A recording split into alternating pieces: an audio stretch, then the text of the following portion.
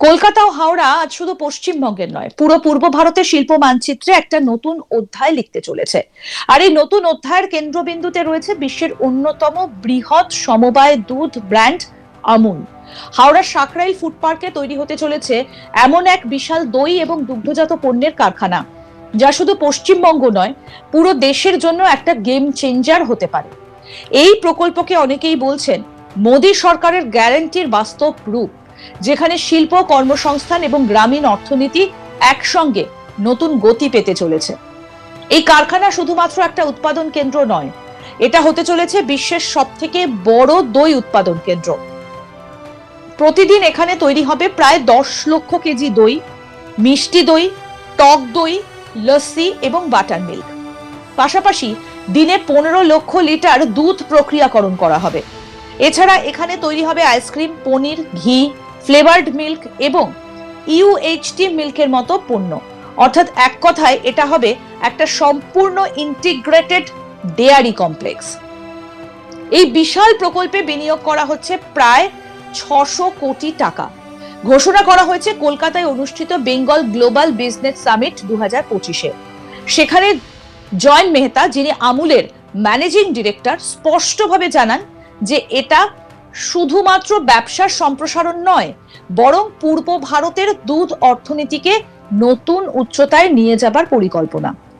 এই কারখানা গড়ে উঠছে হাওড়ার সাকরাইল ফুড পার্কে, ধাপে ধাপে দুটো পর্যায়। এটা বাস্তবায়ন করছে কাইরা জেলা সমবায় দুধ উৎপাদক ইউনিয়ন, যা আমুল ব্র্যান্ডের মূল উৎপাদন সংস্থা। কিন্তু সব থেকে বড় প্রশ্ন, এই বিশাল প্রকল্পে কত মানুষের কর্মসংস্থান হবে? যদিও নির্দিষ্ট সরকারি চূড়ান্ত সংখ্যা এখনো আলাদা করে ঘোষণা করা হয়নি। শিল্প বিশেষজ্ঞদের মতে এই ধরনের 15 লক্ষ লিটার প্রতিদিনের প্রসেসিং ক্ষমতা সম্পন্ন একটা ইন্টিগ্রেটেড ডেয়ারি ইউনিটে সরাসরি কারখানায় হাজার হাজার মানুষের চাকরি তৈরি হয়। পাশাপাশি logistic, transport, cold chain, packaging সহ বিভিন্ন সহায়ক খাতে আরো হাজার হাজার কর্মসংস্থান তৈরি হয়। সব থেকে গুরুত্বপূর্ণ বিষয় হলো এর প্রভাব পড়ে গ্রামীণ দুধ উৎপাদন ব্যবস্থায়, যেখানে লক্ষ লক্ষ কৃষক এবং বিশেষ করে নারী দুধ উৎপাদকেরা উপকৃত হন। ফলে মোট মিলিয়ে এটা 10,000-এরও বেশি সরাসরি এবং পরোক্ষ কর্মসংস্থান তৈরি করতে পারে বলে অনুমান করা হচ্ছে। বর্তমানে পশ্চিমবঙ্গে এই সংস্থার সঙ্গে বহু মহিলা যুক্ত। এই নতুন কারখানার ফলে এই সংখ্যা আরো বাড়বে বলে আশা করা হচ্ছে। অর্থাৎ মহিলাদের অর্থনৈতিক ক্ষমতায়নের দিক থেকেও এটা একটা বড় পদক্ষেপ। তবে এই প্রকল্পকে অনেকেই সরকারের হোয়াইট রেভলিউশন 2:0 নীতির বাস্তব ফল হিসেবে দেখছেন। এই নীতির মূল লক্ষ্য হলো কৃষকদের বাজারের মধ্যস্থতাকারী থেকে মুক্ত করা, দুধ উৎপাদকদের সরাসরি মূল্য নিশ্চিত করা, গ্রামীণ অর্থনীতিকে শক্তিশালী করা এবং ভারতের ডেয়ারি শিল্পকে বিশ্বমানের করা। এই পুরো ব্যবস্থার সব থেকে বড় সফল উদাহরণ, আজ তারা দিনে প্রায় 31 মিলিয়ন লিটার দুধ প্রক্রিয়াকরণ করে এবং বিশ্বজুড়ে প্রায় 50টা দেশে রপ্তানি করে। পশ্চিমবঙ্গ, বিহার এবং ওড়িশা মিলিয়ে পূর্ব ভারতের বাজারের বড় অংশ এখনো সংগঠিত ডেয়ারি কাঠামোর বাইরে থাকায় এখানে বিশাল সম্ভাবনা রয়েছে। আর সেই সুযোগকেই কাজে লাগাচ্ছে এই প্রকল্প। পশ্চিমবঙ্গে দই এবং দুগ্ধজাত পণ্যের চাহিদা সাংস্কৃতিকভাবে অত্যন্ত শক্তিশালী। মিষ্টি দই, টক দই, লস্যি এসব শুধু খাবার নয়, বাঙালির দৈনন্দিন জীবনের অংশ। এই সাংস্কৃতিক চাহিদাকে কেন্দ্র করেই এই বিশাল বিনিয়োগ পরিকল্পনা করা হয়েছে, যাতে স্থানীয় বাজারে সরাসরি উৎপাদিত পণ্য দ্রুত পৌঁছতে পারে এবং দামের ওপর ইতিবাচক প্রভাব পড়ে। কলকাতা এবং আশেপাশের মানুষের জীবনে এই প্রকল্পের বড় প্রভাব পড়বে।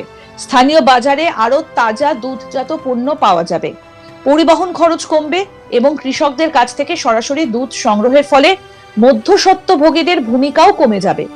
ফলে শহর ও গ্রাম দুই দিকেই অর্থনৈতিক সংযোগ আরো শক্তিশালী হবে। কলকাতায় অনুষ্ঠিত বেঙ্গল গ্লোবাল বিজনেস সামিট 2025-কে ঘিরে এই বিনিয়োগকে অনেকেই পশ্চিমবঙ্গের শিল্পবান্ধব বার্তা হিসেবে দেখছেন।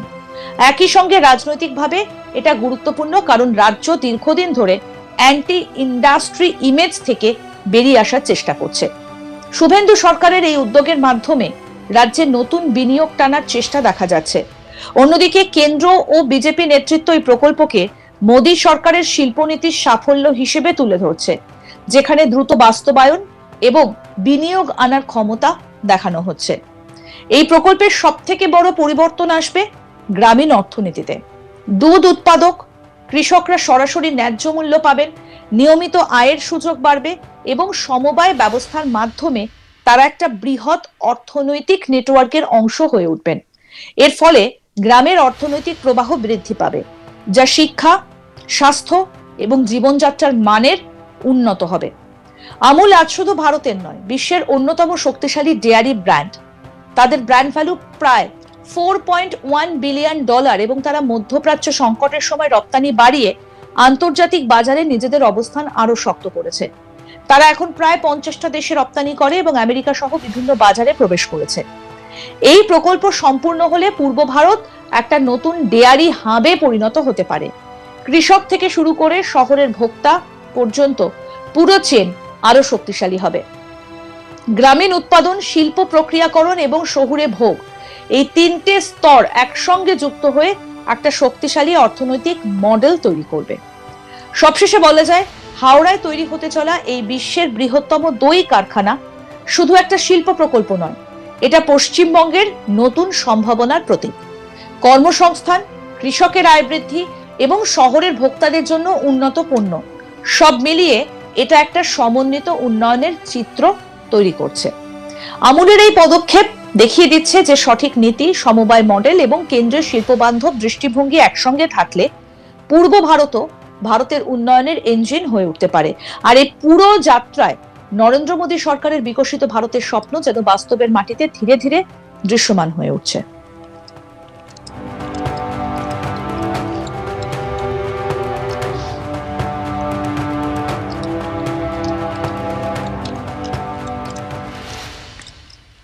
কলকাতা বা হাওড়া আজ শুধুমাত্র পশ্চিমবঙ্গের নয়, পুরো পূর্ব ভারতের শিল্প মানচিত্রের একটা নতুন অধ্যায় লিখতে চলেছে। নতুন অধ্যায়ের কেন্দ্রবিন্দুতে রয়েছে বিশ্বের অন্যতম বৃহৎ সমবায় দুধ ব্র্যান্ড আমুল। হাওড়ার সাকরাইল ফুড পার্কে তৈরি হতে চলেছে এমন এক বিশাল দই এবং দুগ্ধজাত পণ্যের কারখানা, যা শুধু পশ্চিমবঙ্গ নয়, পুরো দেশের জন্য একটা গেম চেঞ্জার হতে পারে। এই প্রকল্পকে অনেকেই বলছেন মোদী সরকারের গ্যারান্টির বাস্তব রূপ, যেখানে শিল্প, কর্মসংস্থান এবং গ্রামীণ অর্থনীতি একসঙ্গে নতুন গতি পেতে চলেছে। এই কারখানা শুধুমাত্র একটা উৎপাদন কেন্দ্র নয়, এটা হতে চলেছে বিশ্বের সবথেকে বড় দই উৎপাদন কেন্দ্র। প্রতিদিন এখানে তৈরি হবে প্রায় 10 লক্ষ কেজি দই, মিষ্টি দই, টক দই, লস্যি এবং বাটার মিল্ক। পাশাপাশি দিনে 15 লক্ষ লিটার দুধ প্রক্রিয়াকরণ করা হবে। এছাড়া এখানে তৈরি হবে আইসক্রিম, পনির, ঘি, ফ্লেভার্ড মিল্ক এবং ইউএইচটি মিল্কের মতো পণ্য। অর্থাৎ এক কথায় এটা হবে একটা সম্পূর্ণ ইন্টিগ্রেটেড ডেয়ারি কমপ্লেক্স। আর এই বিশাল প্রকল্পে বিনিয়োগ করা হচ্ছে প্রায় 600 কোটি টাকা।